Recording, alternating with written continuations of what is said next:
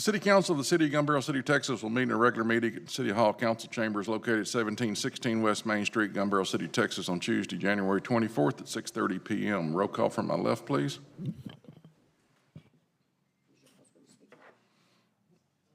Richard, I think you're muted. Still don't got you.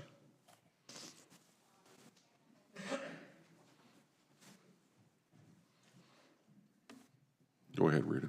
Evans here. LaRue here. Key here. Lost here.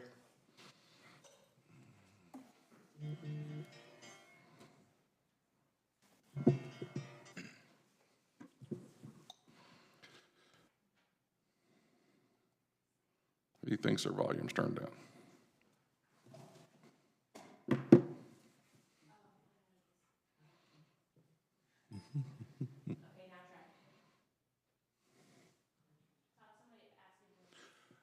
Try again, Richard.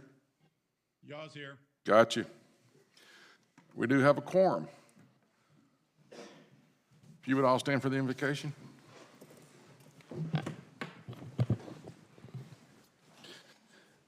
Dear Lord, we come to you asking for your blessings and help as we gather here today. We pray for guidance in all matters at hand and ask for your help to show us how to conduct our work with a spirit of joy and enthusiasm. Give us the desire to find ways to excel in our work. Help us to work together and encourage each other to work towards excellence. We ask that this in the name of Jesus Christ. Amen. Pledge of allegiance. I pledge allegiance to the flag of the United States of America and to the republic for which it stands, one nation, under God, indivisible, with liberty and justice for all.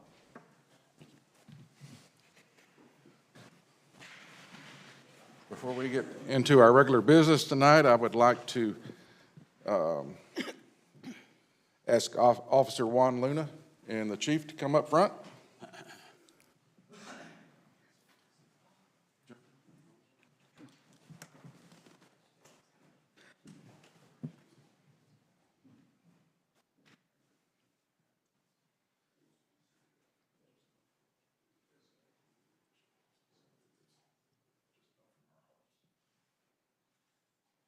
This is a certificate of commendation for Officer Juan Luna, Gun Barrel City Police Department. On Saturday, November 26th, at approximately 9:03 in the morning, Sergeant Nick Stevens and Officer Juan Luna were dispatched to a call at possible carbon monoxide poisoning. Upon arrival, they observed 4 patients lying on the porch of the residence to include an adult female, 2 males aged 6 and 4, and a 3-year-old female. Upon arrival, all patients were unresponsive. Sergeant Stevens began CPR on the 6-year-old male, while Officer Luna began CPR on the 4-year-old male. Officer Luna, who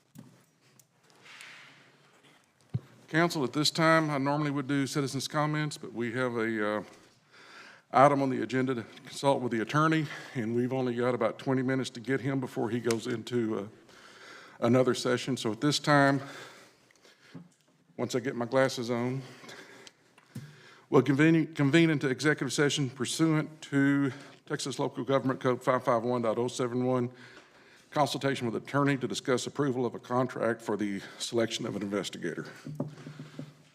It is 6:37.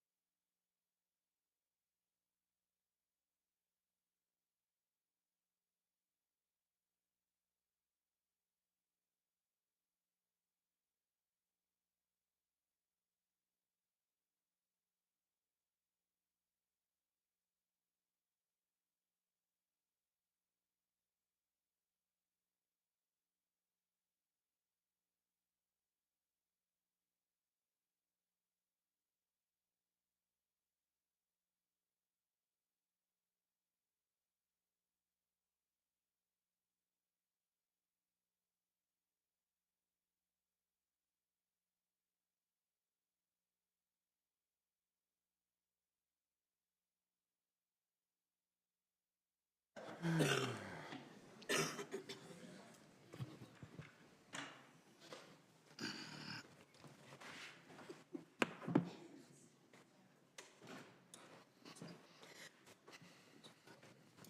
good with that?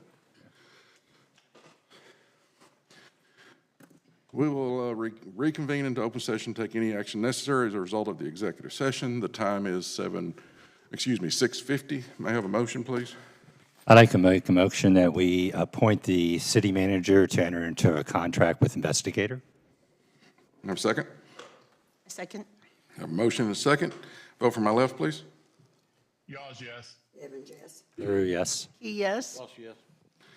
Motion carries. All right, we'll go back to the first part of the agenda. Thank you all for your patience. The citizens' comments limited to 3 minutes.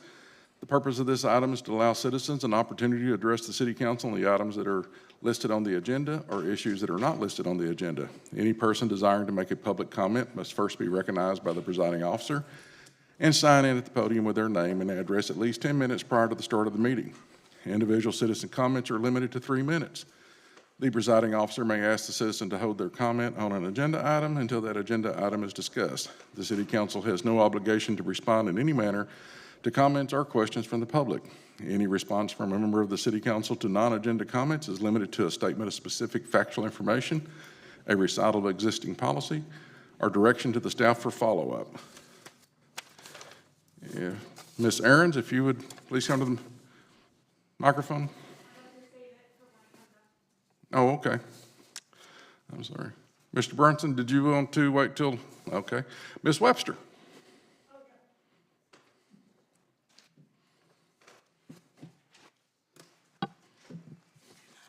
I'm Barbara Webster. I'm president of the Gun Barrel Beautification Committee.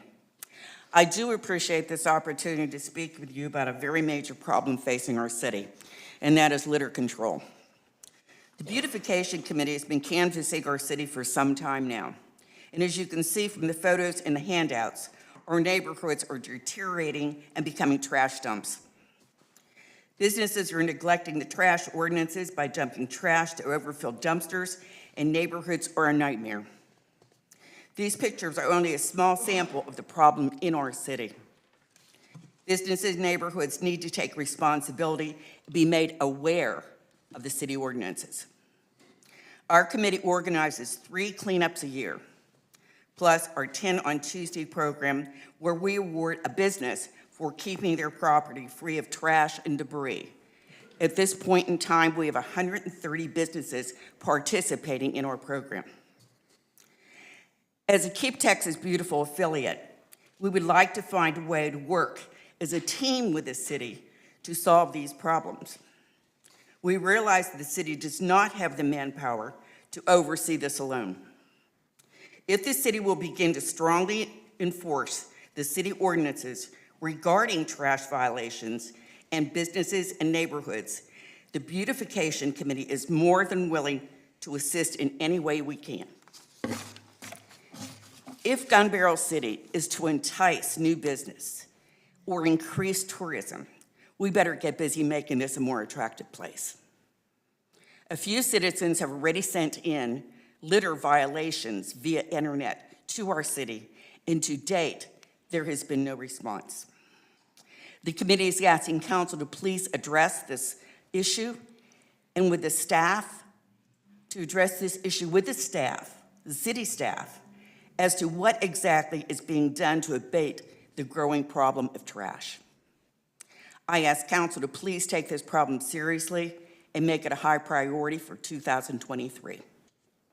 Thank you for your time, and the Beautification Committee welcomes any meeting, anytime with the city to jointly address the issue and find a solution. Thank you. Thank you, Ms. Webster. Appreciate it.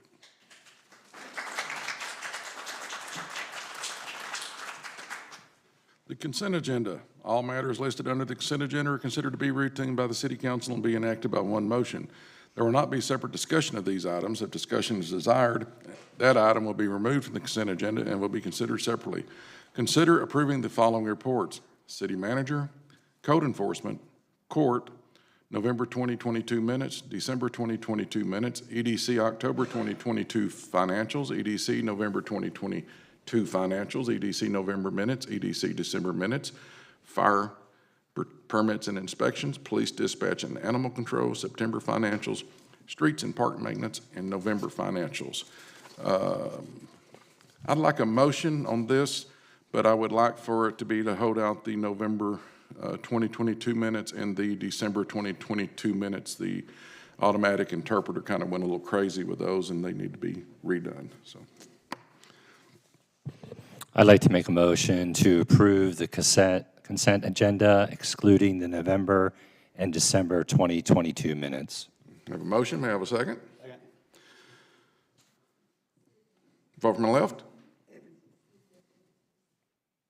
Yaws, yes. Evans, yes. LaRue, yes. Key, yes. Thank you.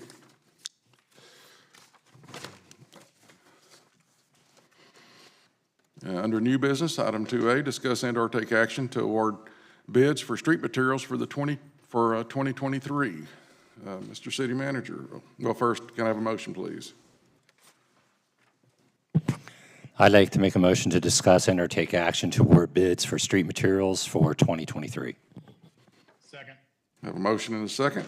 Mr. City Manager, you want to discuss this? On January 13th, myself, City Secretary, and Paul Lyons, the lead at Street Department, opened a number of sealed bids for our 2023 Street Department materials. And with each packet, you're provided with the winning bids for all of those items that were solicited.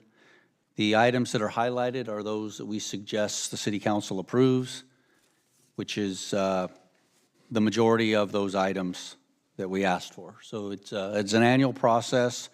This is for materials that the Street Department utilizes in chip sealing and doing upgrades and maintenance to our existing city streets. Any questions of the City Manager? Any further discussion? Hearing none, vote from my left, please. Yaws, yes. Evans, yes. LaRue, yes. Key, yes. Thank you.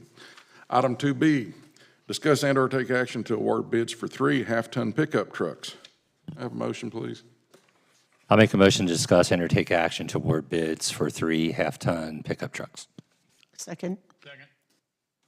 Thank you. A motion and a second.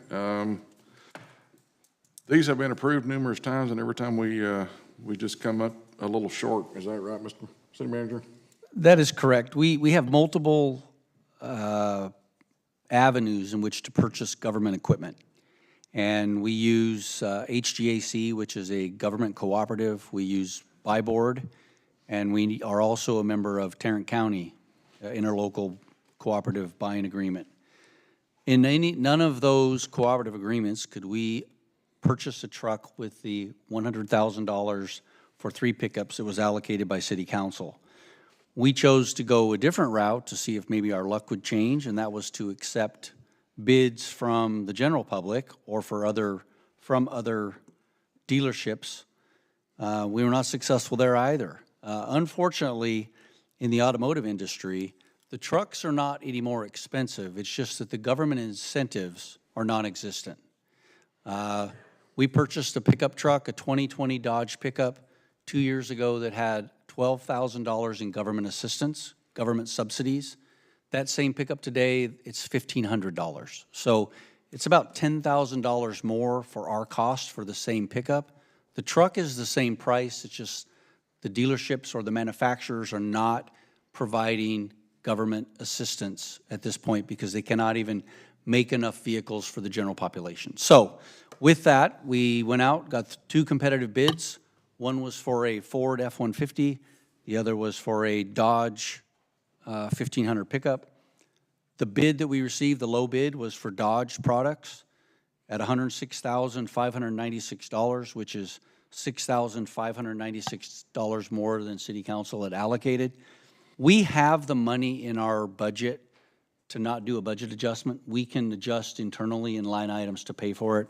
I just thought City Council should have a say in whether we move forward with that. We're not going to have to take money out of the current budget or readjust the current budget to pay for them. Thank you. Any questions? Comments? I have a motion. Let's vote from my left. Yaws, yes. Evans, yes. LaRue, yes. Key, yes. Thank you. Item 2C, update regarding the Animal Shelter Advisory Committee. Councilman Yaws, you have to speak up a little bit, please, sir. Not a problem. Is this okay? Can you hear me now? No. Not at all, huh? Not well. Let me see if I can change microphones. Give me 1 second. How about now? That's the same. Okay. I can't get any closer to the microphone than this. It's as loud as it'll go. I'll go ahead if you're good with that. Go ahead. Okay. So as an update for the, regarding the Animal Advisory Committee, I just want to take you through a few things that have happened since we began this. So obviously this began after this council opted to not renew the 2023 animal contract with the Humane Society Cedar Creek Lake due to the greater than 800% increase in cost that doubled and tripled the individual cost per animal compared to what other cities around the lake were being charged, and every other Humane Society and SPCA facility in an almost 100-mile range charges. Gunbarrel City temporarily closed its own animal control or animal holding pens after a complaint was filed with the state regarding their use. A subsequent review by a veterinarian in Maybank, Dr. William Kyle, who is also a member of our committee, led to a very short list of recommendations, but indicated that these pens were in fact safe to use. The pens have been put back in service on a limited basis for any immediate emergent health and safety issues, and those recommendations are almost through being updated now. One specific issue related to Encore Power, we're still waiting on them to come out to upgrade power to that facility, but again, it's in process. We expect to have it completed very shortly. Secondly, Gunbarrel City Hall has been in contact with numerous other area animal rescue organizations to review for possible use in addressing any animals picked up by Gunbarrel Animal Control that are unable to be returned to their owners or are otherwise strays that we can't accommodate.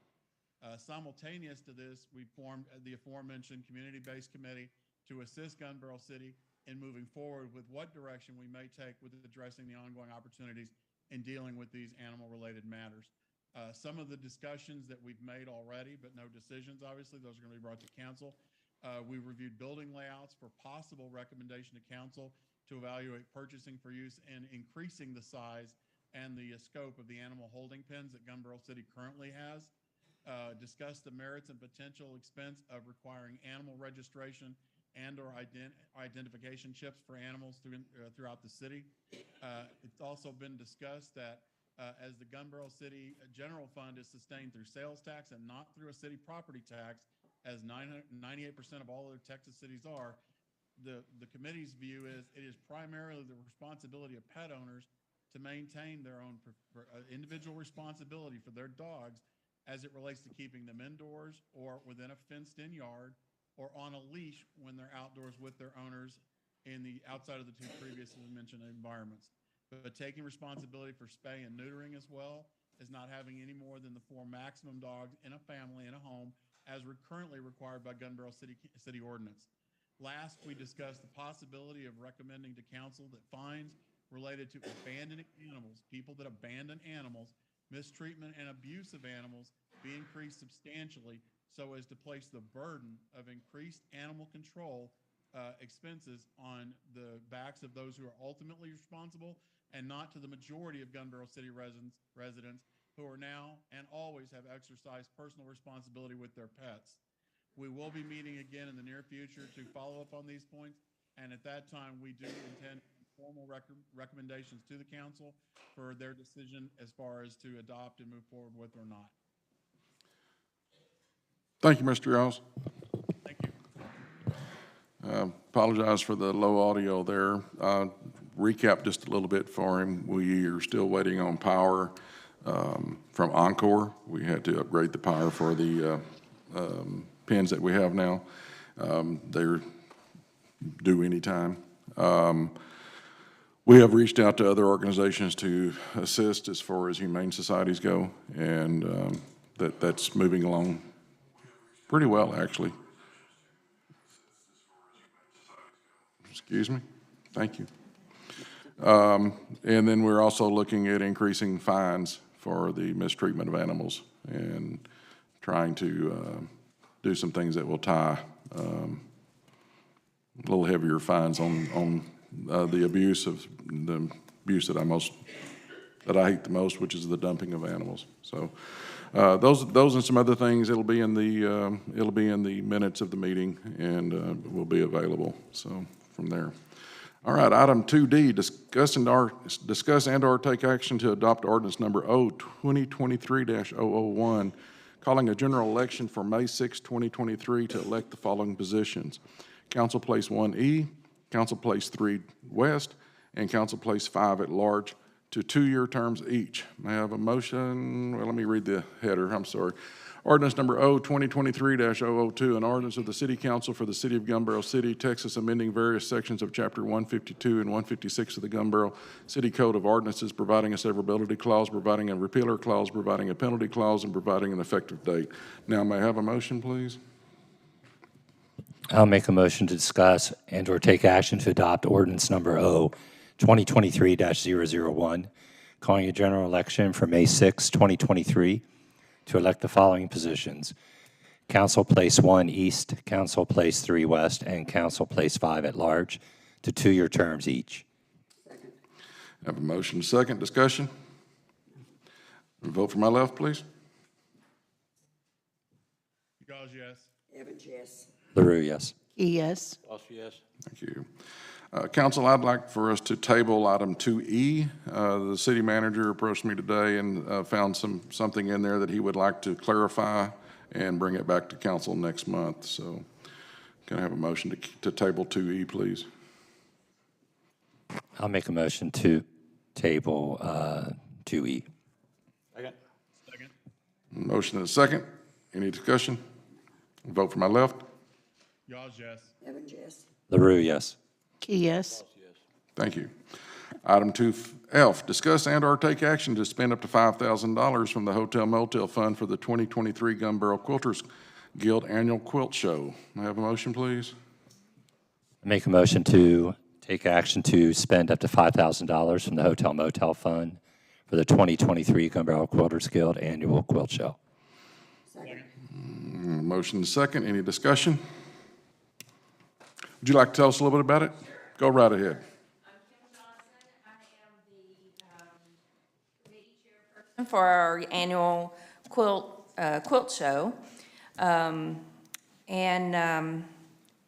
This year's 2023 quilt show is themed Sunshine on the Water. And this is our raffle quilt that we will be raffling off at the quilt show. And that is Friday and Saturday, April 28th and 29th at the CR Legacy Center here in Gun Barrel. We expect to display more than 100 quilts, and we have vendors selling various interesting different items, not all quilting related. And we have a silent auction. And as per previous shows, we expect to have more than 600 visitors, and those visitors come from all over the state. They sign in, and they sign in where they're from also. These visitors will be staying at local hotels and dining at local restaurants and visiting our local shops and convenience stores. And because our show is free, we're able to serve every segment of our community. We take special effort to invite residents of area nursing facilities to come to our show. And your assistance helps make all of this possible and makes a tremendous difference in what we can do. And because we're a 501c3 organization, the money we raise is given in support of local organizations. Last year, we used funds received from the sale of our raffle quilt to provide monetary support to the Gun Barrel City Fire Department, to the Maybank Fire Department, the Tri-County Library, and the Panther House at Maybank High School. Along with providing quilts to Friends of the Animals for their purpose of raffling off. They had a beautiful quilt, if y'all didn't see it. It was gorgeous. And this year, the Tri-County Library has asked for assistance of a quilt so that they can raffle and raise funds for the library. Without your support to offset some of our operating costs, much less would be available to support these charities in our community. Even though staging a quilt show is a great deal of work, we're committed to putting a show on like in the last weekend of April every year. We believe that it's the kind of event that you should be proud to be associated with. If you haven't been to the show, we would invite you to come to our show this year. It's free parking, free admittance, and some of the quilts are really beautiful works of art. Thank you for letting me speak. Thank you very much. I will say that I've been going to the quilt show ever since they started doing it here, and it is, if you haven't been, you've really missed out on something. It's a wonderful event to go to and just walk around the room and look at the different art that they bring with these quilts. It's amazing what they're able to do with those. Any discussion, council? Yeah, I'd like to commend the Quilters Guild as well. Not only do they bring people into the city, but I think it adds to the total community environment. So thank you so much. Any further comments? Vote for my left. Evans, yes. LaRue, yes. Key, yes. Carries. We're back again this year, you bet. I will. I'll be there. All right. Thanks. Item 2G, discuss and/or take action to enter into a memorandum of understanding with Cedar Creek Lake Cats for a period of 1 year. Have a motion, please? I'll make a motion to discuss and/or take action to enter into a memorandum of understanding with Cedar Creek Lake Cats for a period of 1 year. Have a second? Second, Thank you much. Mr. City Manager? Well, first, Ms. Aarons, is this the one you wanted to talk on? No. Okay, but scratch that then. Ms. City Manager? I was approached by Jessica Heller, who runs Cedar Creek Cats, and she had some cats that she had displayed in PetSense, which was a violation of our prohibition on adopting of animals from public or business properties in the city. Our prohibition, 112.03 of our ordinances, deals with not having a contract. And I suggested to her that if she was able to provide a contract with the city, then we could put it up to the city council's discussion and approval. I think that it was really important to have a contract with someone so that we could regulate and demand that three things really important, I think, should be to all of us, is that any animal adopted be spayed or neutered, any animal that's adopted have all of its vaccinations, and any animal adopted have current rabies. And without a contract, we can't control that as a city. So I suggested that she provide, which she did. It took a while. It was back and forth. She couldn't get the internet to work, so we got it late. That's why it was an amendment or an addendum to the agenda. But I think that by definition, it's a humane society, not the humane society. And I think her company clearly falls into the category as a humane society. She is out there taking care of and adopting, finding homes for cats that are generally unwanted. Mr. City Manager, I want to make sure I'm clear that these animals will already be spayed or neutered. That won't be a voucher system that can be ignored. That is correct, sir. The contract that was submitted for review, I believe there needs to be a couple changes in it before. One of those changes needs to be that they shall be spayed or neutered prior to adoption. I think giving vouchers and expecting people to do that on their own is just not a successful practice. I think the responsibility on the organization that's doing the adoption should be very minimal, but it should be that we don't put animals out into the public that are capable of propagating. That's where the problem lies with a lot of our animals at large, is that there's irresponsibility. At least putting animals out that are fixed, spayed or neutered, it doesn't add to our current existing animal control problem. Okay, what else did you see in that you felt like needed to be changed? That, and then there's just some language there was no term of contract. I think every year, any humane society should come up and get renewed.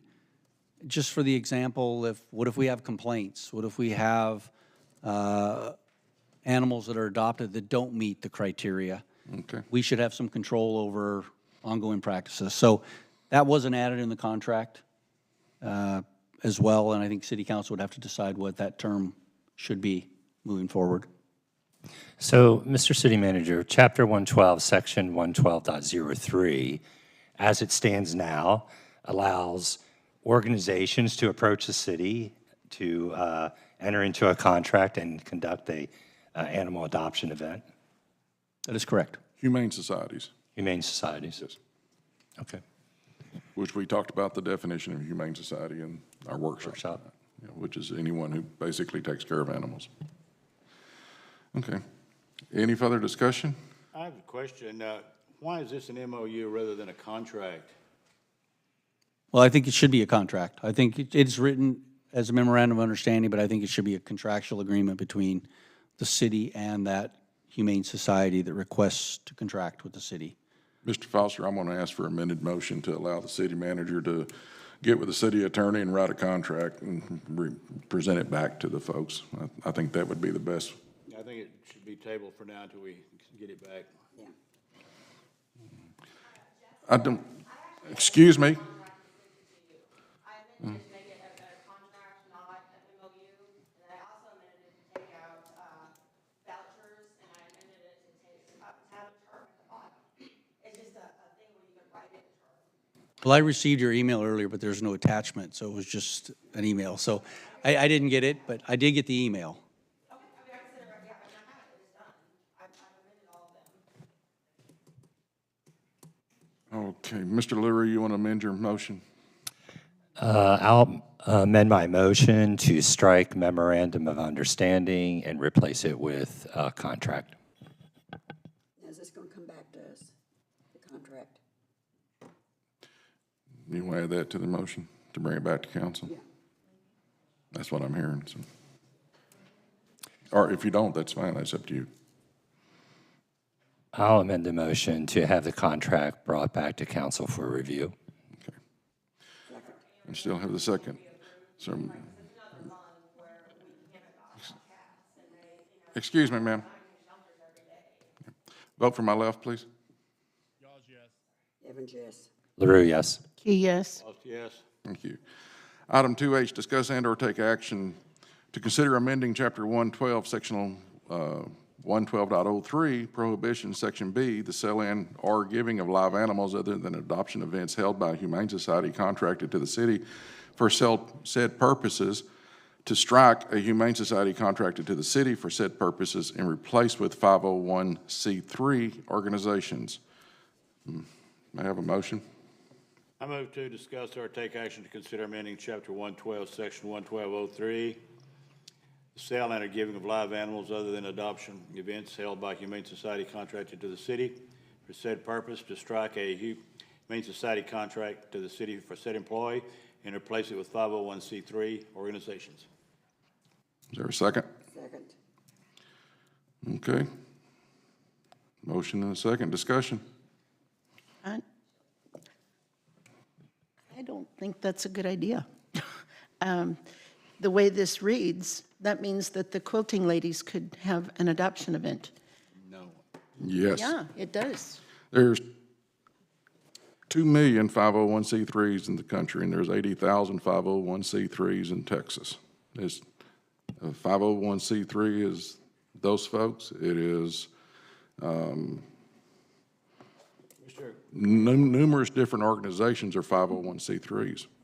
Could we have a clarification of what the 501c3 means, please? I Googled it. I mean, you can Google it. It's pretty simple. According to Section 828.002 of the Health and Safety Code, Title 10, the releasing agencies for adoption events is set to be, it says releasing agency means a public or private animal pound, shelter, or humane organization.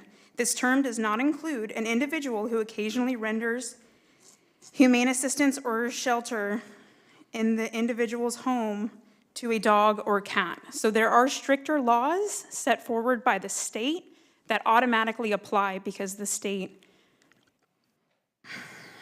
the state supersedes the city. So the city can't have something saying that a church or a youth group or something like that could have an event when the state says that you cannot unless you meet those criteria.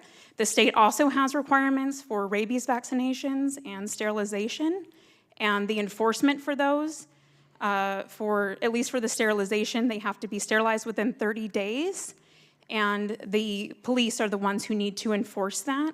I personally have volunteered to be the person to call people and remind them of their appointments. That becomes a problem when you have puppies and kittens who need to be adopted out. They cannot be sterilized when they are babies. Now, if Gun Barrel doesn't want to allow puppies and kittens to be adopted out, that's fine. I don't think that that's a problem with other agencies. It's more, those are easier animals to adopt out.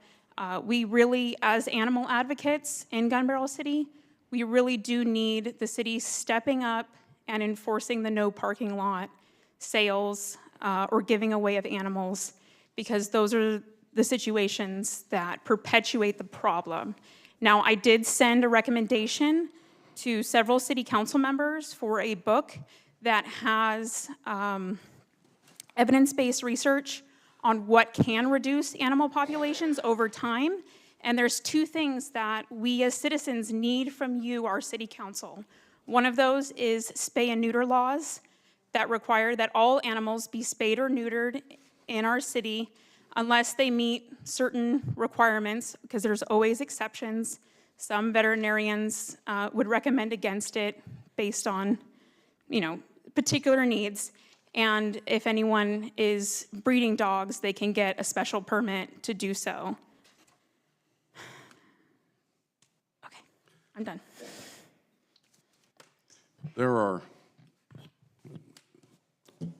I think the city would do well to only contract with humane societies to do adoption events. Why is a contract needed, though? Because Excuse me, I'm not doing a debate with you. You're through talking, please have a seat. The humane societies are more equipped to do adoption events than what any 501c3 can do. And again, 501c3 is a designation for nonprofit organizations, and there's thousands and thousands and thousands of them. Adoption events, in my mind, are not a great way to put out animals. That it's kind of an impulse reaction when you do adoption events outside of a department store or a big box store or anywheres like that. People walk by, they look at it, oh, look at the cute pups, they pick them up, they say, yeah, you can have a dog, and they get home and the pup goes over and chews up mom's shoe, and I can speak from personal experience, that dog gets given away to somebody else down the road, or so hopefully they don't just get kicked out. I will also say that I've noticed in the documentation furnished to us by and any more outbursts and you'll be removed from the building. The Humane Society of Cedar Creek Lake, 75% of their adoption budget goes to adoptions at their location. 25% of it goes to adoption fees off-site. $62,000 is spent on site. This was for the 2023 budget year, and $7,500 was off-site. So they don't really look at it as being the primary source as well. I think that we'd be making a huge mistake just to allow anyone to come in and enter a contract. I think that would put a lot of stress on the city management. And whereas we can control this, where we have humane societies and that we do require spade and neutering, I don't think we're going to have to do it on baby animals. I don't think that's going to be required. I think that we could work with that. But on the adult animals, the voucher system simply doesn't work. The voucher system just, you get a voucher, and if you want to take it and you can be off all day and on a Tuesday and take it up there and get it done, well, that's great. But if you can't, then you just kind of overlook it and move on, and there's no repercussions. I would hope that later on, once we get a more sophisticated animal control department, and I'm saying later on, like later in this year, that we can come up with a way that we can track to make sure that the things where the animals are being taken care of better, and maybe we could move to that type of system. But I know that when my dog was adopted, it was a $250 ticket if he wasn't neutered within the time frame that we were given to neutering. So, you know, I kind of like that approach to it as well. So that's my 2 cents worth. Anyone else? I have one additional question. Yes, sir. This 501c3 organization in this amended ordinance proposal, to what extent is that regulated by the state in terms of what these 501c3Cs really are and can do in light of what is being proposed here? I realize that we're not talking about every 501c3 in the country, but what limits does the state put on these that really readily defines 501c3 that would make this work? Could maybe you'd let Lana answer that? Yeah, sure.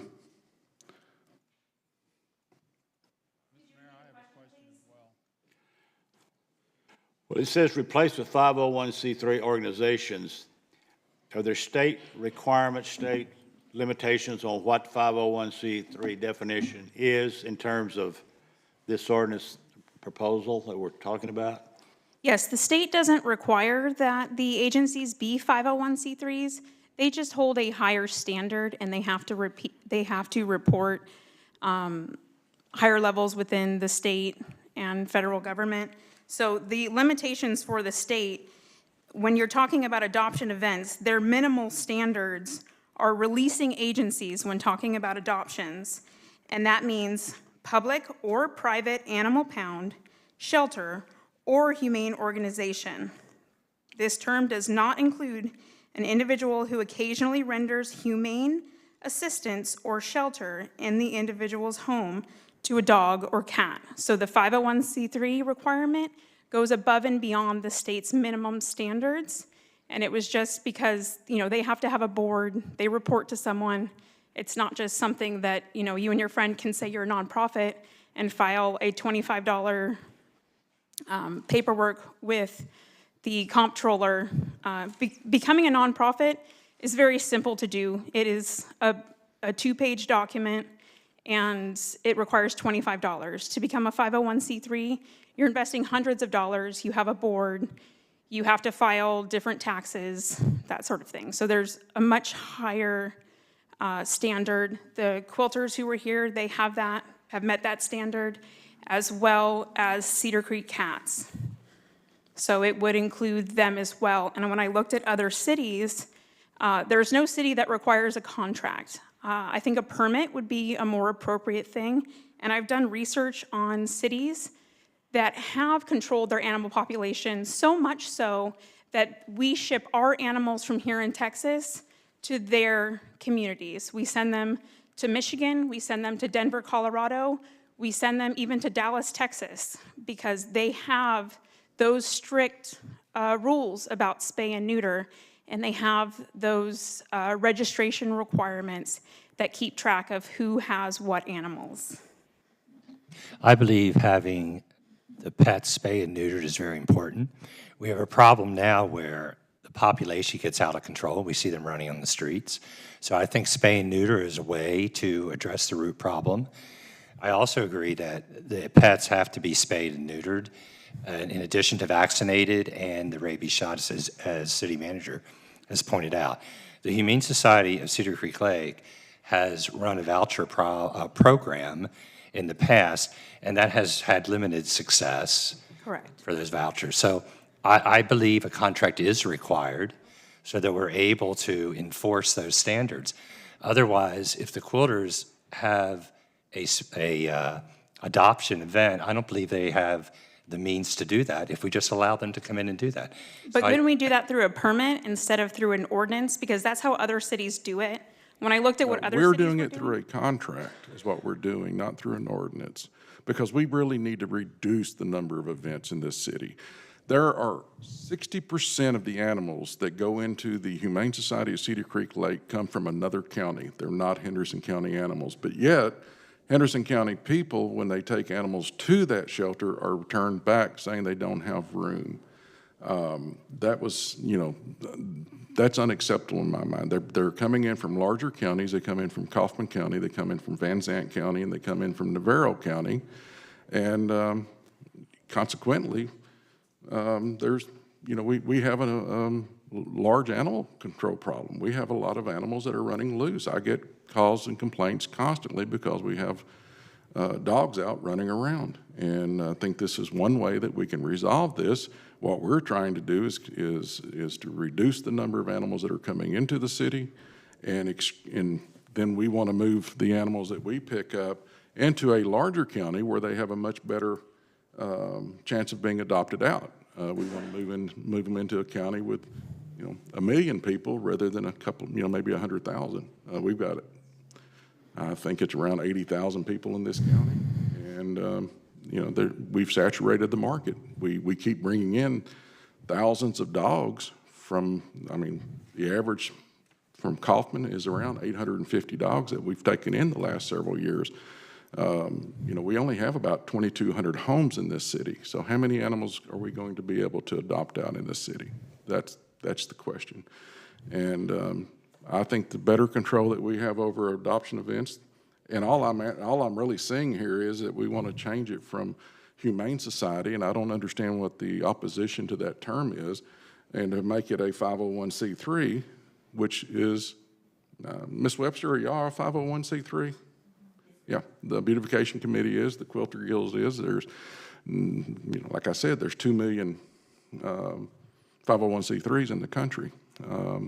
So I just don't, personally, I don't get why we would want to do that.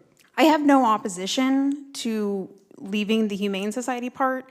It's just that Texas State Health Code already includes that you have to be a Humane Society, a shelter. Well, if it's in our ordinance, it's easier for citizens to understand that rather than them having to come to us and get that education. It just makes it simpler if we cover all the bases best we can.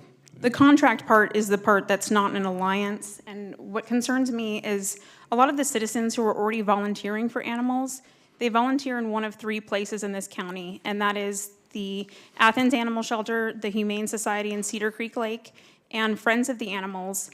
And nobody from any of those agencies has been invited to be on the animal board. And I think that that's vital. We're already doing the work. We're already trying to spay and neuter these animals.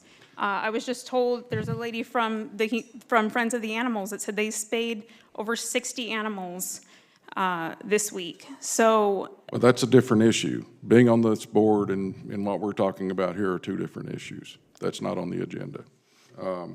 As far as other cities not doing we did a special use permit before we did before we changed it to allow the Humane Society at the Humane Society of Cedar Creek Lake. Ma'am, you might as well sit down. You're not going to speak.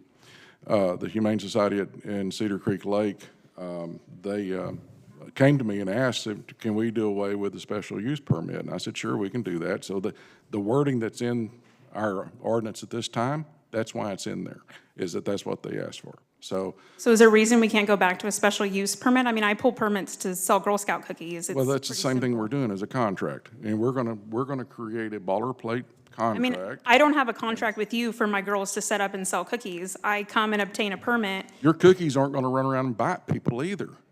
Well, I'm just saying, I wanna bite them. I'm not gonna let them there bite is me. no city that I have found that requires a contract, is what I'm saying. You just That a did. special use permit is the standard for cities across this country in order to run adoption events. And what is the difference? Mr. Mayor, can I make a comment? Why do we have unnecessary laws that, What is the difference between coming in and signing a special use permit or coming in and signing the contract? we don't need to get an attorney involved? You can develop your own special use permit, and whoever wants to have a event can come in and they can fill it out and turn it in. They don't have to get their attorneys, they don't have to get approval from the board. You set the standards. If they're violating Texas law, or if they're violating the terms of the permit, then you can refuse to issue permits in the future. Thank you. Any further discussion? I do. I have- Go ahead. All right, this is an ordinance, correct? No. That says that you have to have a contract with the Humane Society. Yes, there is an ordinance that says that. And then we're saying that she can't have a 501c because we couldn't control the, What we're saying is that we want to leave it as it reads, that we would require a contract with a humane society in order to do an adoption event. What she has asked us to do is change it to any 501c3 organization under state law. That's the difference. And I know we've talked about the animal shelter didn't make sure their animals were spayed and neutered or colored up. that's what would be in the contract. We will bring the contract back to council for approval. Okay. Respectfully, it's not any 501c3, it's a 501c3. And the difference is that it couldn't be any because Texas State Health Code says who can and cannot have adoption events. Well, my question is, how many times have we taken that ordinance to make, and put it in effect to make sure the dogs that were picked up were spayed and neutered? We have not had that ordinance. We don't have that ordinance. Well, it's not in this ordinance? No, it is not in that ordinance. No. The dogs that have been picked up, that have been taken to shelters, specifically the Tool Shelter where we've taken them all to, they adopt the animal out with a voucher.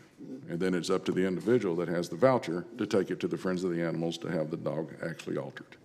Okay. What we're looking at is something that what the Animal Committee has talked about and what has been discussed is that when we build this contract, that we would build a contract that says they have to be spayed and neutered if they're of the age for that to be done. Okay. Richard is trying to make a comment. Yes, Richard? Are you able to hear me, Mr. Mayor? Not very well. Okay. Could y'all possibly turn the volume up there just a little bit? Because I can't turn the. Brooke, can we get any more volume out of this? No, sir. Now. Hello? Yeah, I can hear you, but just barely. Thank you. So first point was 3 different cities were mentioned, including Dallas. Dallas has a $4.5 billion annual budget. Gun Barrel City has a $5 million annual budget.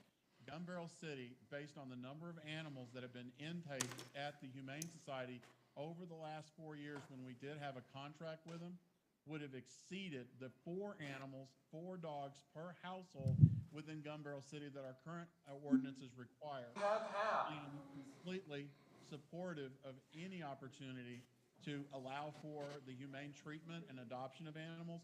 What I'm questioning is, what is the need to change the ordinance that says a humane society, which requires a very strict a very responsible organization that is already responsible for the care and treatment of animals? Why would we want to open this up to additional organizations that are also 501(c)(3)s?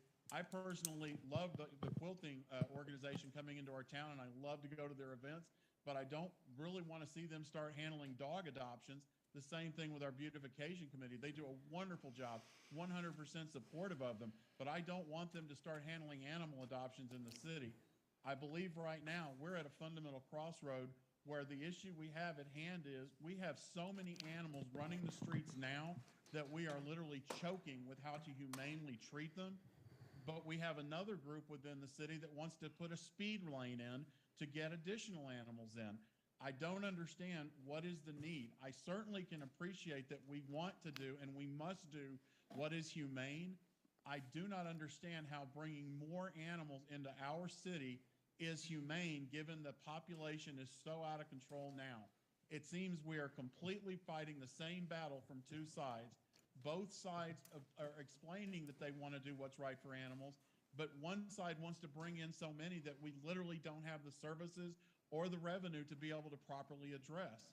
I would question anyone who wants to increase the ability to bring more animals in.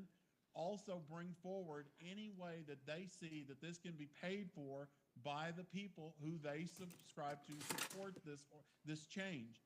I don't see where we need more. I see where we need to have better control. I want to see any animal that we have within our control properly taken care of, and I quite honestly do not understand where any appetite exists for adding to that population when we already cannot deal with what we already have. I've read the material that Ms. Ains provided. I apologize if it doesn't seem like I did, but I did read it. I just simply don't agree with the approach. I do not want to increase the number of adoption events. I want us to be better with the ones we're already doing. And with that, I'll yield back, Mr. Mayor. Thank you, Mr. Yawes. Any further discussion? No, thank you. Vote from my left, please. Yaws, no. The motion is to change the existing wording to read 501c3 organizations, which would be any 501c3 organization. No, it wouldn't. Listen, you can have a seat, please, ma'am. Did you say no? No, I said, yes, change it to 501c3. LaRue, no. Key, no. Also, yes. Motion fails. Item 3A, first reading of Resolution R 2023-001, approving a renovation grant and a performance agreement to El Rinconcito Latino Meat Market, located at 368 South Gun Barrel Lane, Gun Barrel City, Texas, in an amount not to exceed $25,000. May I have a motion, please? It's the first reading. Oh, it's first reading. Thank you. Resolution R 2023-001, a resolution of the City Council of the City of Gun Barrel City, Texas, approving a renovation grant program and performance agreement by and between the Gun Barrel City Economic Development Corporation and El Rinconcito Latino Meat Market, LLC, a Texas limited liability company authorized pursuant to sections 501.103 and 505.158 of the Texas Local Government Code, and providing for an immediate effective date. Yeah. Just the first reading. Correct, Robin? Just the first reading? Okay. Item 3, let's see, that was that one. Item 3B, public hearing regarding potential corrective action, including removal from the EDC Board of Directors for Keith Bond. Public hearing is now open. Does anyone wish to speak?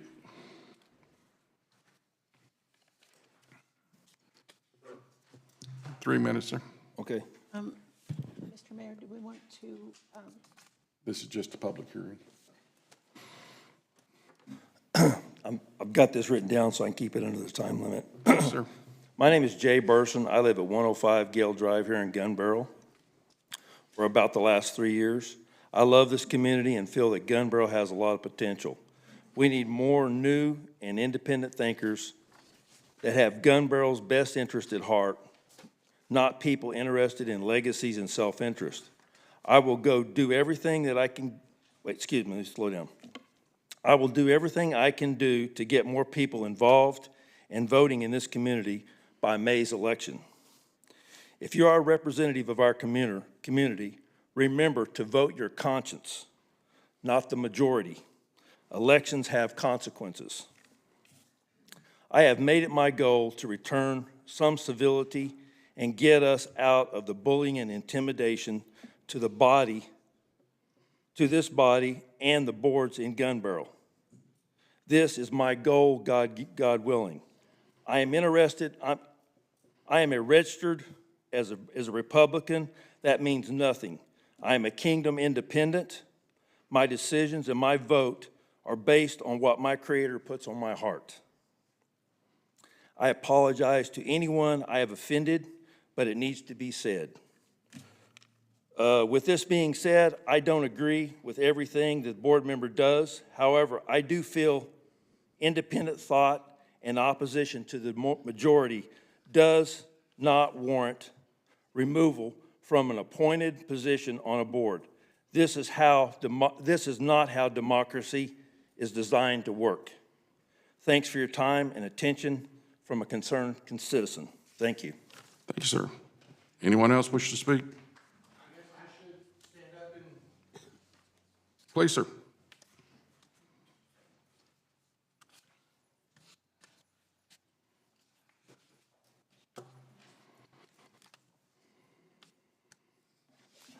My name is Keith Bond. I live at 262 Overlook Trail, Gun Barrel City, Texas. And I'd like to thank the people that are watching online. I think it's important that they see how our government's run. I am standing here before y'all because a public hearing has been called. I would like to know what the charges against me are.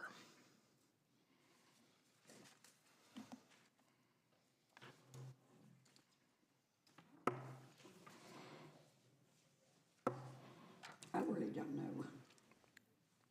Mr. Bond, I think you're fully aware that you and the rest of the board voted for the council to address the issues that that were discussed in the EDC board meeting. They asked for council to bring this to a conclusion, so that's what Yes, we're they here did, for. but in the letter dated January 12th, there was nothing mentioned other than that meeting. There was nothing mentioned about what was said by Mr. Kroll. The letter I received on the 12th, well, I received it on the 17th. It was mailed on the 12th. So I'm just wondering, the city council is having a public hearing Yes, sir. on that information. Y'all need to provide what I've done wrong. Okay, and we will, You had supporting documents. well, I think I'll let the executive director, since she runs the EDC board, tell us what the EDC board's feelings were, and and then we'll bring you back up. Okay. Ms. Sikora?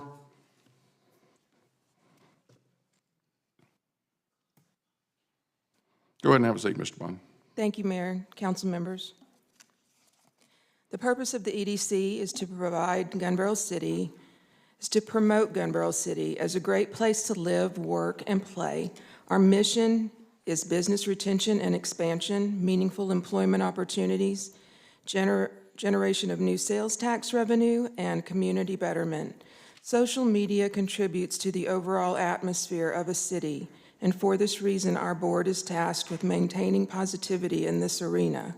Site selectors do consider the atmosphere of city government and community when choosing a site to recommend. EDC board members have expressed concerns over Mr. Bond's negative social media posts, misinformation, and public statements. I've met with Mr. Bond in private to impress upon him the importance of maintaining a supportive environment in public and on social media. July 20th, 2022, we reviewed the EDC board member job description, community development principles, and board member responsibilities. We discussed his negative social media posts and the effect they may have in making things difficult between the city and EDC and in bringing in new business. November 8th of 2022, the EDC Board of Directors adjourned into executive session, and one of the things we discussed was representing the city in a positive and supportive manner and being a champion for change in the community. December 14th of 2022, I observed Mr. Bond talking to people in council chambers while City Council was in executive session. He stated that the city didn't promote the Electric Arts Festival. A couple of days later, Keith came into the office to sign checks, and I told him that I didn't think that is a fair statement from what I know city staff has put into that project. As a board member appointed by the City Council, Mr. Bond signed a document agreeing to a list of member responsibilities, including representing the city in a positive and supportive manner at all times and in all places, and demonstrating respectful workplace behavior at all times toward elected officials, appointed officials, commissioners, and city employees. After discussion in the EDC meeting January 10th of 2023, the EDC Board of Directors voted unanimously to recommend City Council address issues with Mr. Bond disparaging the city and city staff on social media. Keith Bond has been a valuable board member aside from this online persona. Thank you, Ms. Sikora. Thank you. I would add, in my paperwork, I'm not sure if council got this or not, but in Mr. Bond's board, commission, committee application, as it is with everyone, was signed. Item number 8, and the member responsibility is respectful workplace behavior shall be exhibited at all times towards all elected officials, appointed officials, commissioners, and city employees. I think that says a lot, and I know I've been on the receiving end of Mr. Bond's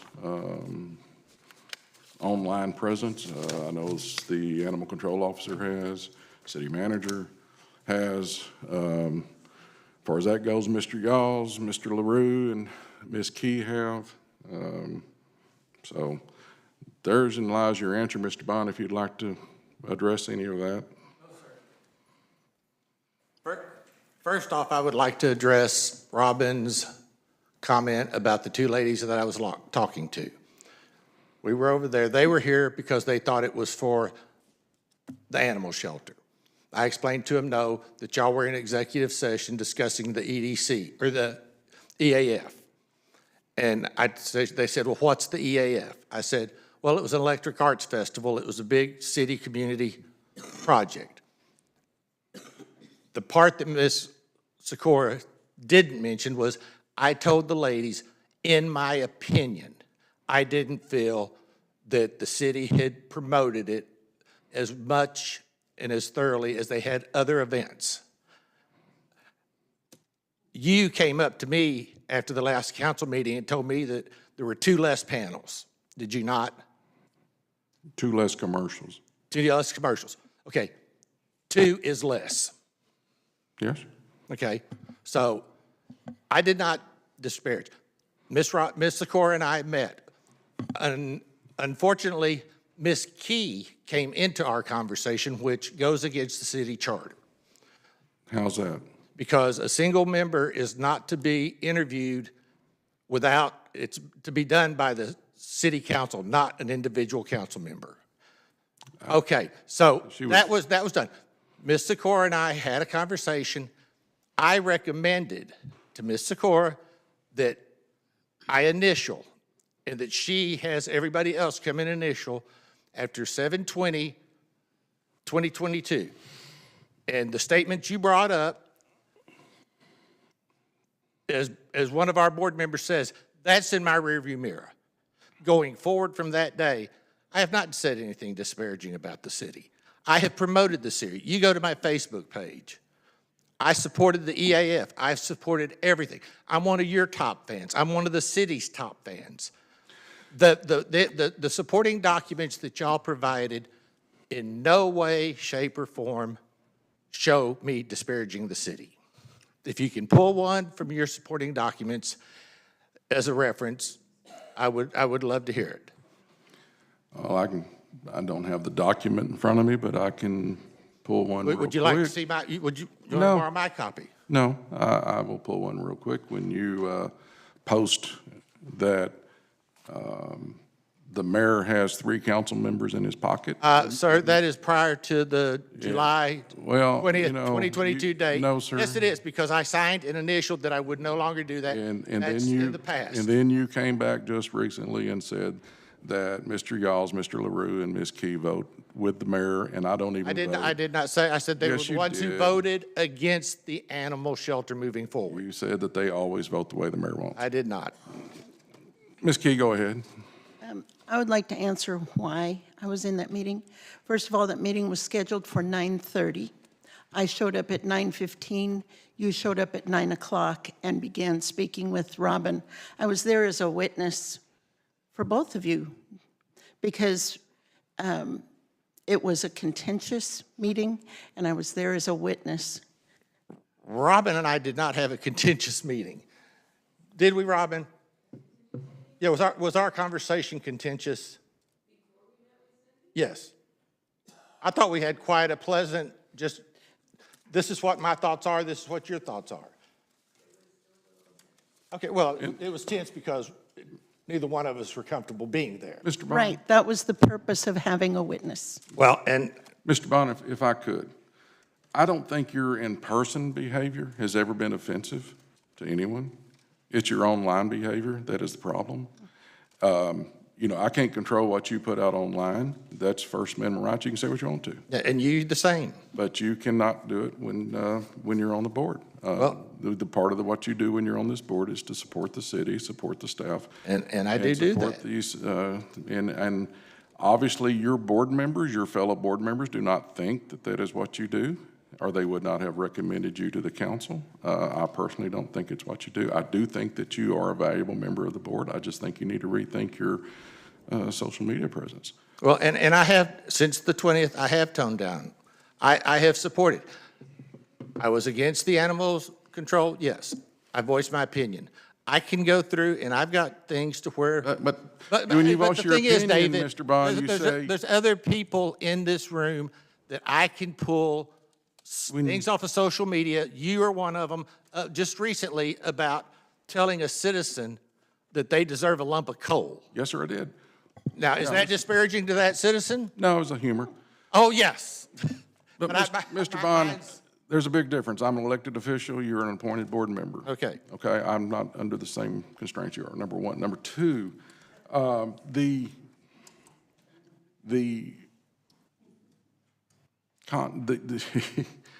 again, I don't think I want to debate this with you. Okay. The facts are the facts, and I think council knows what the facts are. You're very aggressive on social media. You have disparaged many of us on social media. You've disparaged the city manager. You've disparaged the animal control officer. You've said that we didn't have a plan. That wasn't true. That was your opinion, and that's okay, but that's not. And I didn't sign away my opinion. I have a right to it. You do have a right to your opinion, but you also have an obligation to the city not to disparage the city. You signed the document, sir, saying that you would not I initialed disparage. it. And you did. And I'm the one who did. came up with it, and I did not, with You my are totally, opinion, you are disparage. totally welcome to your opinion, but And yes, you are. not as the board member, so. And as all the other board members. Okay. Anything further on the public hearing? Anyone else wish to speak? Mr. Mayor, can I speak? Public hearing is now closed. Okay? Oh. I'm sorry, Richard want to speak? I just wanted to make one comment. Yes? I'm sorry, Richard, we can't hear you very well. How about now? That's better. A little better. I just want to make the point of saying, obviously, my name was brought up many times during this, and I want to speak on that point. I do agree 100% with Mr. Bond's right to free speech.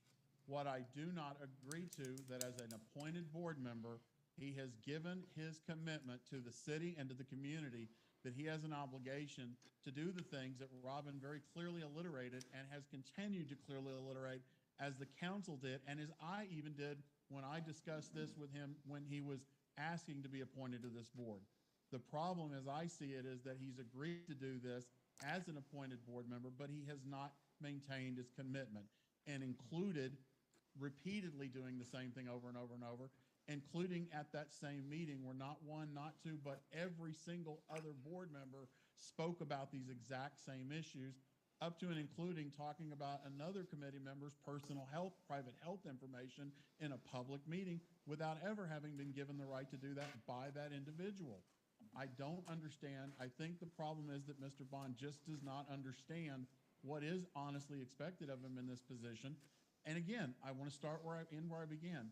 I believe he has a right to it. I just don't agree that he has a right to do it and be a board member representing this community at the same time.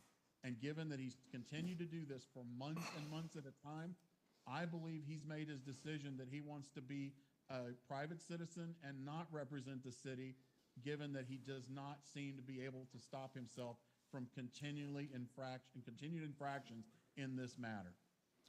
Thank you, Mr. Yos.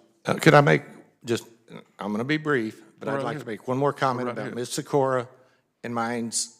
We did not have a meeting. Actually, we had a phone call to where I explained to you what my conversation with those two ladies were about. And you brought up another one. And I explained to you, when we ended that conversation, my understanding was we were good. You went to the mayor with them, and that's your prerogative. But we left that phone call. If I end a phone call with somebody and we both are in agreement, and then I figure that's done. So that's my last statement. Let me correct you, though, sir. She did not come to me. I went to her because I heard it from other people.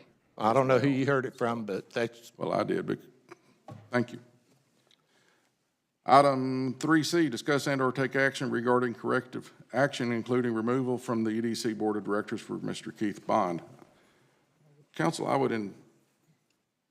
would like to hear a motion to just suspend Mr. Bond and pending him stopping his behavior for a period of time and allowing him to come back, because Ms.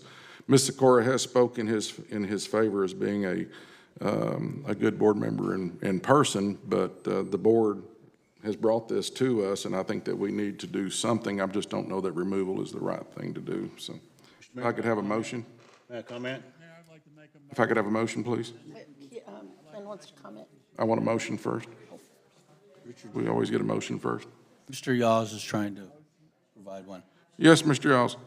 I'd like to make a motion to suspend Mr. Bond from the EDC board for a period of 6 months while this is continued to be reevaluated. I'm sorry, Mr. Yawls, we can't hear you well enough, sir. I really am. Did you say, how many months did you say? 6. 6? That may be a little long. But, yeah. Have a motion to suspend Mr. Bond for 6 months. Do I have a second? I'll second. Discussion now, Mr. Foster? Yes, the city charter gives the city council the authority to do one of two things with a board member. That is to appoint them and to remove them. Suspension is not an option. We need to vote up or down to either keep him or remove him, not suspend him. I disagree with you, sir. The city charter does give us the authority to appoint him or remove him. It doesn't speak towards suspension. However, 505 does speak towards the reorganization, or it goes into, we can pretty much do what we want to do, and that's state law, which would, since the charter doesn't speak to it, state law would supersede the anything else. So we do have that authority, and we have done it in the past. Does this take a supermajority to pass it? I'm sorry? Will this take a majority plus one to pass? No, sir. It was just a vote of 3. So it's different from removal or appointment totally? Yes, sir. Mr. Bond made the statement in the public hearing that his online activity has changed. Obviously, I'm not on social media as much as everyone else. Is that true, that his behavior has changed? Well, I really don't see any different from what he said than what half the EDC board has said and some other people up here. I think we've all been very ugly on the social media. I think it needs to be stopped. I mean, you know, everybody's got an opinion, and that's Sure. okay. I think the difference is that people are, it puts people into an argumentative mode. I agree with you. It puts people into an argumentative mode. One person comes out and says, you know, the mayor's got 3 council members in their pocket. Well, then the council member may come out, or other supporters may come out and start on that person for saying that. And, well, I think both of them do. Yeah. And that's what we're trying to correct at this point. Well, I'm not So, gonna suspend him. You can either remove him or, you know, you did that to Joe Kyle. And he can either stay on, if we and suspend Mr. him. Kyle would never adhere to the open records request, or otherwise he could have been brought back on. So that's a whole different story. But, I'll vote the way, I'll vote the way. I don't vote. I'm just, you know, I've asked for a suspension because I'm respecting Mrs. Sikora, and her respect for Mr. Bond's, willingness to help out in person. But I think 6 months is excessive. I don't disagree. Mr. Yawls, would you change that to 2 months? Yes, Mr. Mayor, I'd be willing to make that change. Okay. I think 2 months is excessive. You think 2 months is excessive? How much do you want, sir? What, 1 month? I mean, what's the deal? 2 months is 2 meetings. I think a month is fine, and then we can revisit it after that. But Okay. if he is a valuable member of the board, and he realizes what the issue is at hand. I'm not sure he and he's does. I'm addressing not sure he's agreed to that at this point in time, personally. Mr. Yawls, would you change it to 1 month? I'm not sure that I agree to that, Mr. Mayor. I don't think 1 month really says anything. I want to make a point just of saying this, Mr. Mayor. 100% of the EDC board, the appointed board members, came to the council with this motion, with this action, and requested that we review it for some action. And I don't want to disrespect that board's opinion because they trust us to make the decisions that we are in this position to make. I agree that a suspension would probably be suitable, and I can support that, but I don't think 1 month suspension does anything. I think if anything, it's a slap in the face of each of the other board members who at personal cost came forward and spoke out honestly and truthfully about what they saw as a problem, and they are expecting this council to take the same response that they did and take it seriously. And I think any discussion about just basically blowing this off is disrespectful to them, and I don't think they're gonna be supportive of us. And I just can't, I don't agree with this response. I think it's disrespectful of their position that they have entrusted to us to make a decision on. Thank you. Ms. Sikora, would you come back up to the microphone? May I say something? Yes, ma'am. Okay. I was at the EDC meeting, and it didn't name a person on their agenda. And I sat there and I listened to all but two people on their board. They're not on social media, so, you know. But the other people that were on their board, and I'm not gonna name them, they know who they are, they've been on social media for everything. They put a comment out for everything. And maybe it doesn't, maybe you agree with them, maybe I wouldn't. So you would take it different than what they say. But there was not a person, with the exception of two people, on their EDC board that hasn't done as much as Keith has done. I don't know that any board member, Ms. Sikora, you monitor your board members pretty well. Do you have other board members that are violating the Section 8 of that contract by being disparaged towards the city staff, elected officials, or the city? Not that I'm personally aware of. Well, I was talking about at the, when you were trying to get rid of, or the runoff. There was some ugly remarks on that. That was a long time ago, but yeah, but it wasn't disrespectful towards the city. It wasn't disrespectful for the city staff or the appointed board members or committee members. So that, That's the way you look at it. well, that's what the contract says, Rita. I know that it Yeah, said that's what the contract says. everybody that was And- on the social media Yes, ma'am? at that time was abide by that, and they didn't. I don't agree. I know. Because, I mean, I agree, there's some people said things about me, but I was running for office, I'm used to that. That's what we have to put up with people saying whatever they want to about us. However, when you sign a contract that you're not going to, then I think that's a different thing. And a lot of those people weren't on any boards at that point in time, so. Mr. Carter, do you think 1 month is appropriate, or do you think 2 months, or, I mean, I realize I'm putting you in a bad spot, but I apologize for that. But how do you think your board is going to feel about 1 month if Mr. Yawls changed his motion? We will accept whatever you guys decide. Okay. I don't feel Good that answer. I can make a call on that. I apologize. No, I would like to I put you in a bad spot, so. I would just like to point out what I consider facts of what I've seen. The director has said he adds value to the board. That's a fact. There has been ramifications on social media. Mr. Bond admitted that. That is a fact. He also says that he has had discussions and he has changed his behavior.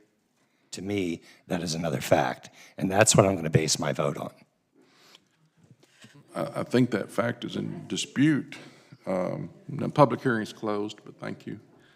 I think that's in dispute, Mr. LaRue, that he has changed. I think that's the reason that the board brought it up again.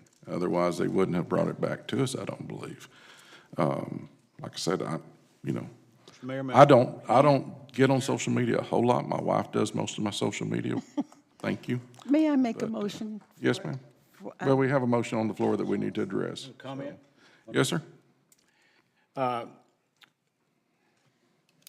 My name was brought up in a conversation by a board member recently that I wanted to comment a little bit on, and this was when this person was going before a vote for the to be on the EDC board. And I asked a series of questions regarding what impact does social media, in your opinion, have on city sales tax growth? Do negative sentiments lead to less investment in the city? Why might this be the case? Social media can promote better citizen engagement and connection. It can also be divisive and confusing. In a recent survey that I pointed out, showed that 70% of the U.S. adults rely on social media for government information in less than about once a week, but only 11% actually trust what's said on social media. So, to conclude by saying we, in a position of public trust, must keep this in mind when using this outlet when expressing our views. I think this was what this person was getting at when they referenced this question that I posed before going on the EDC board. But I want to be very clear that regarding this entire discussion tonight, that my question that was intended to seek comments on negative sentiments that are expressed routinely through public media and to the council members directly.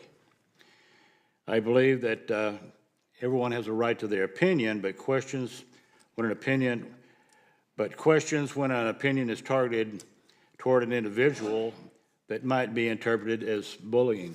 Thank you. Ms. Key, did you want to ask for an amended motion? Yes. Can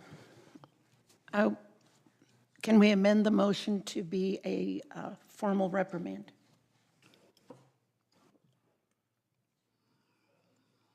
Mr. Yawls, did you hear that? I did. I would ask if consequences be attached to that reprimand for any future incursions of this action. One more time, please. I would ask what would also be attached to this for future actions by this person if it, again, in other words, if it continues to happen after that.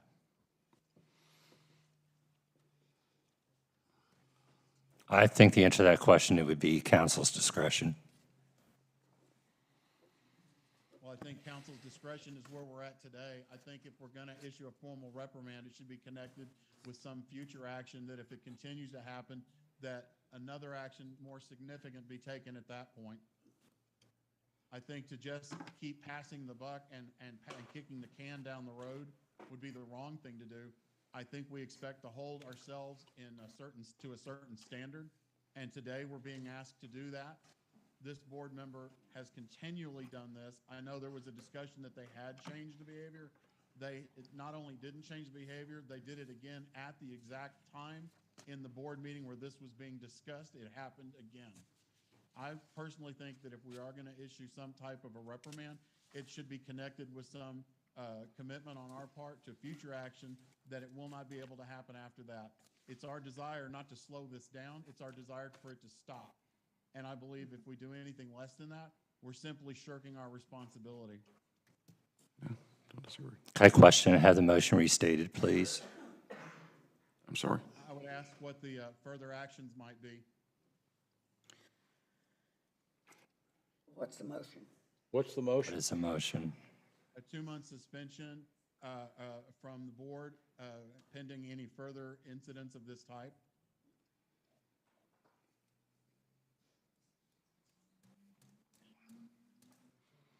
One more time, Richard. A 2-month suspension during which social media posts and other actions be reviewed for any further incursions of this type. Do I have a second? Okay. Can we go back to the reprimand with a, Ms. Key, would you be willing to make a motion for a reprimand with action taken if behavior continues? And what that action might be? And what the action might be? Yes.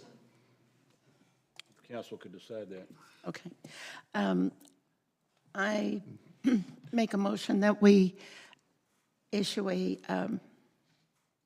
formal reprimand for the, do I use his name? Pardon? Do I use his name? Yeah. Okay, for Keith Bond. And if the behavior is not stopped, that council will decide the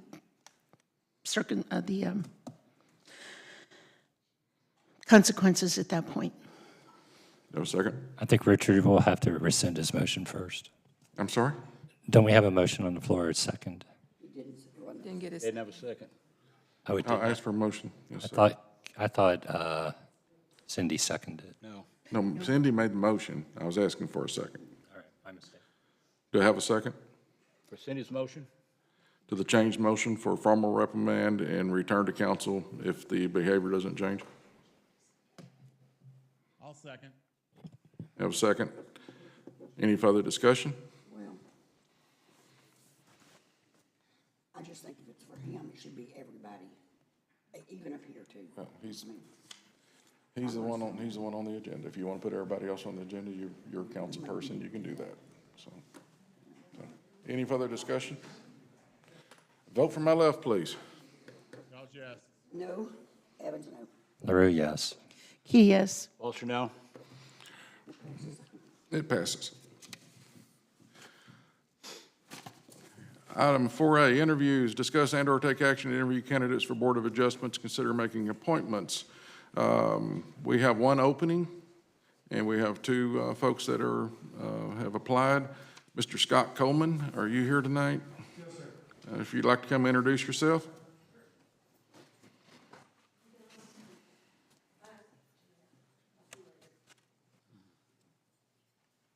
Good evening. My name is Scott Coleman. I reside at 121 The Leeway in Gunboro City, Texas. We've had property down here for about 15 years, lived here full-time approximately 10 years. My understanding, the board is looking for volunteers, and I have thrown my name out there.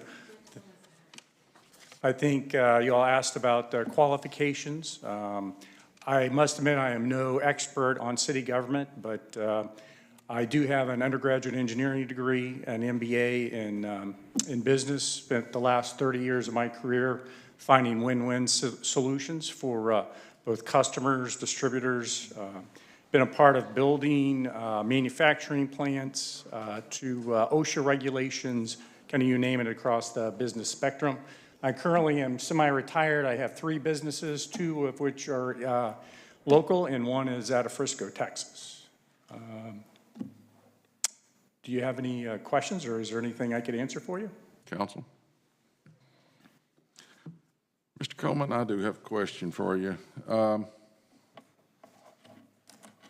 We just went through what we just went through, and on the same application that you filled out is the same expectations of respectful workplace behavior should be exhibited at all times toward all elected officials, appointed officials, commissioners, and city employees. And so I'm just going to ask you, is that something you're going to be able to hold up to? I've witnessed some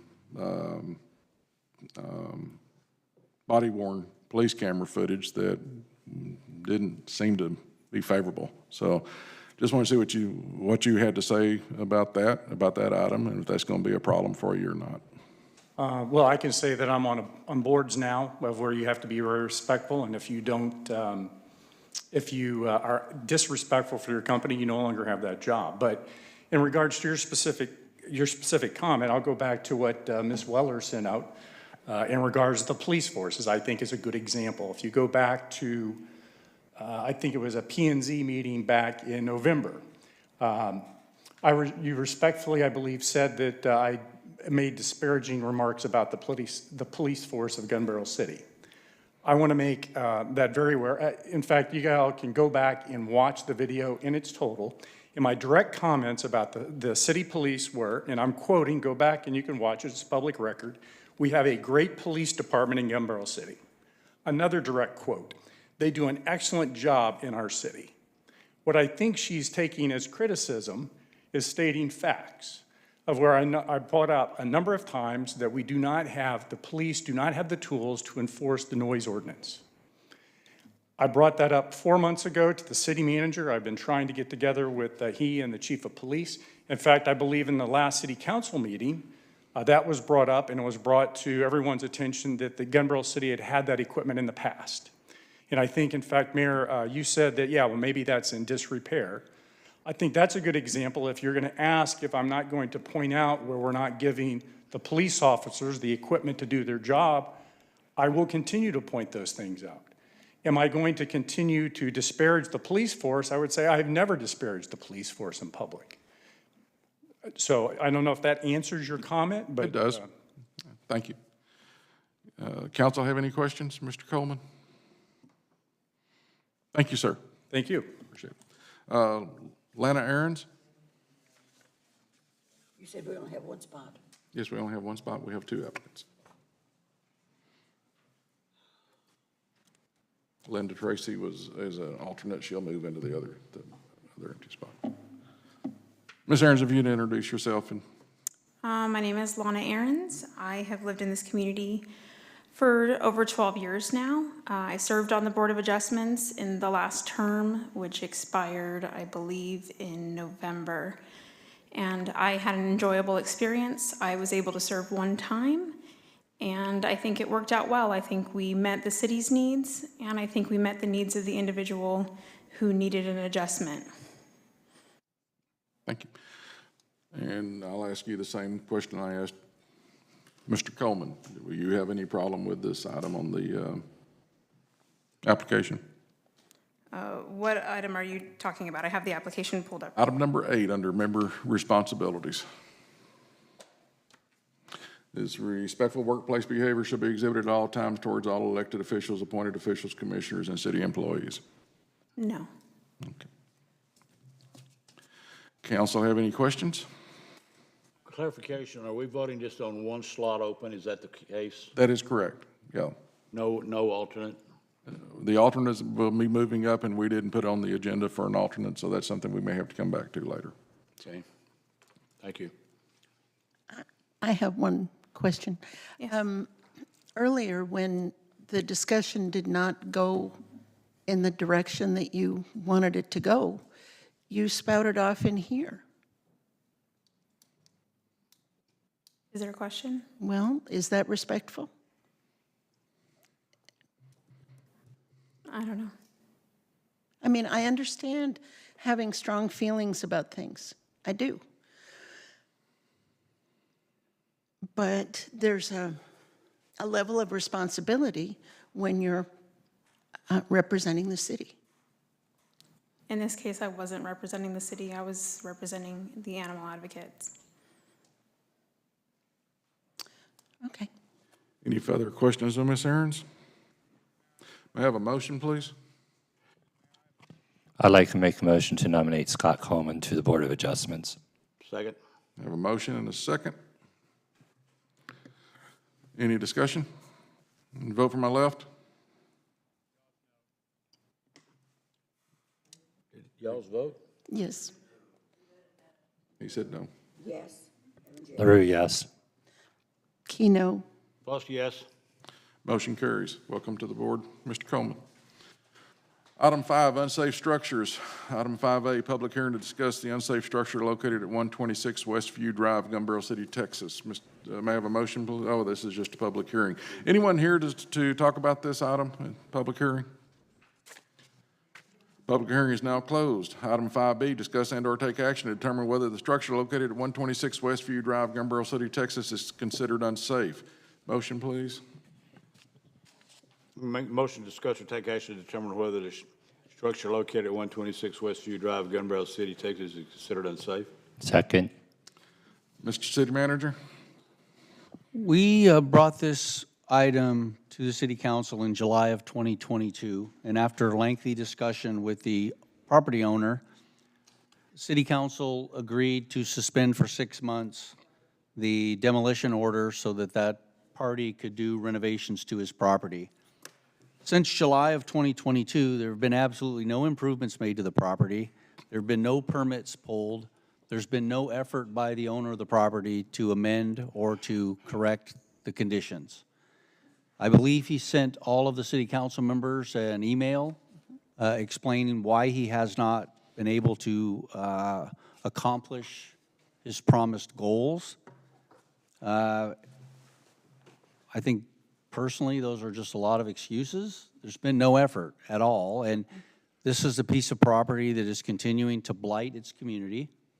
I believe that the code enforcement officer, Michael Ward, had conversation today with the owner, and he believes he made some progress with him, and he may be willing to just allow us to demolish it. But no formal agreement has been made at this point.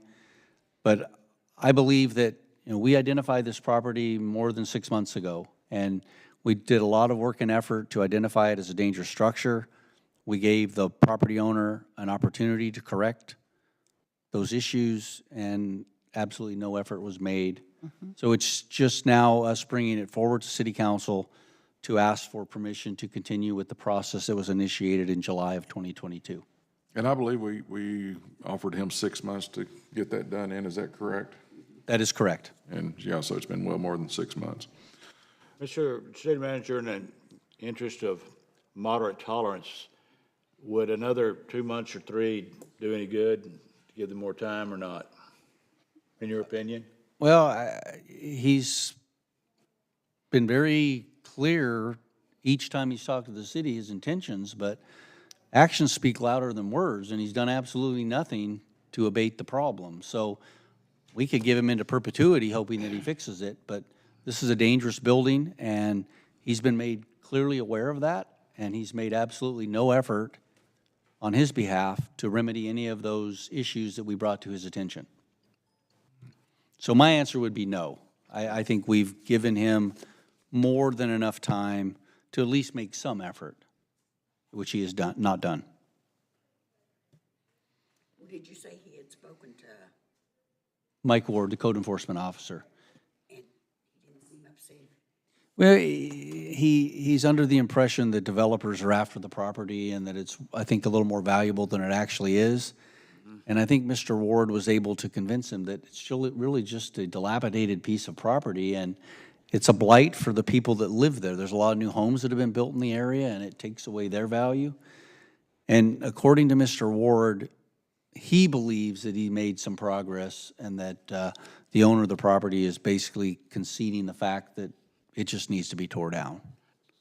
But I don't have anything formal from him. That was just a conversation that was had over the telephone today. He said he would build it to code now. It'd take a lot of money to do that. Absolutely it would. Oh, it would be an ongoing battle to get it there. I believe. I believe it'd be an ongoing battle to ever get it up to code. Any further questions of the city manager? Vote from my left? Yes. Public hearing. What's the vote? What's the vote? To determine that the structures is considered unsafe. Evans, yes. LaRue, yes. Key, yes. Lost, yes. Thank you.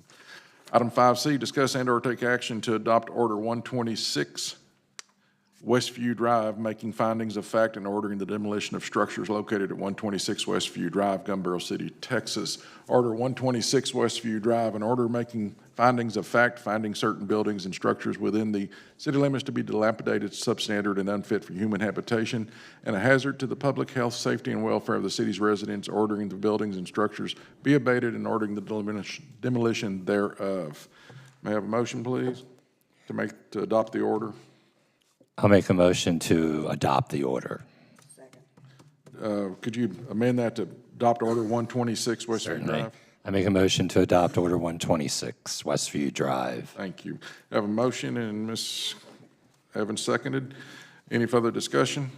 Vote from my left. LaRue, yes. Key, yes. Lost, yes. We will now convene into executive session pursuant to Texas Local Government Code 551.074, personnel matters, to discuss the position of city secretary. It is 8:29.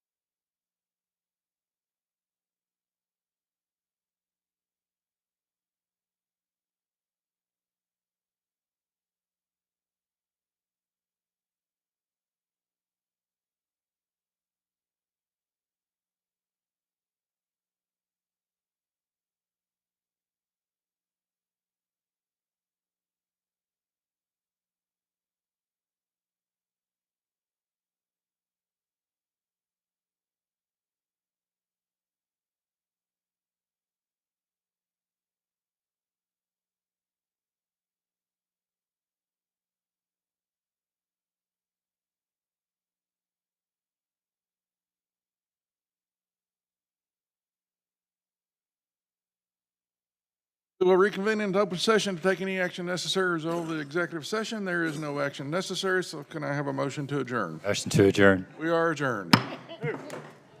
Yo, Vinnie.